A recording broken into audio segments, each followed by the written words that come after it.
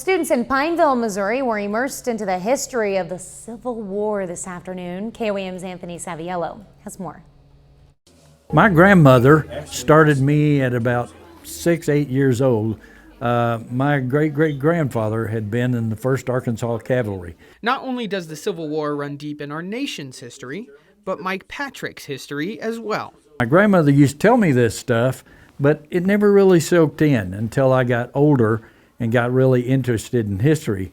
Then as I started to study it, what she told me I found out was true. And sharing that history through reenactment is the perfect way to connect with students, something teacher Maggie Johnson agrees with. I love when they kind of make that face, because you know when that face comes up that some connection has just been made.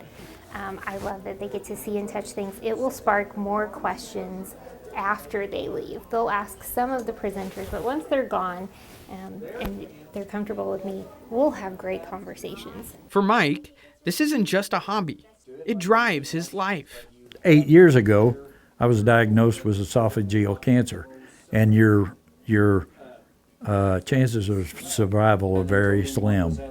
And it was this stuff and my family, and looking forward to the day that I would get better, that I could do this kind of stuff, that I think made me improve. And for Maggie, teaching our nation's history is a vital part of these students one day facing the world on their own.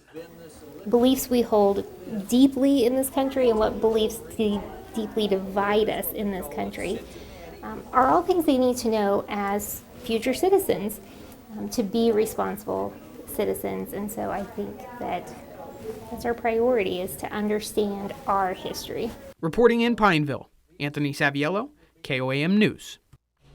Well, students were able to interact with all of the equipment and clothing that was presented today.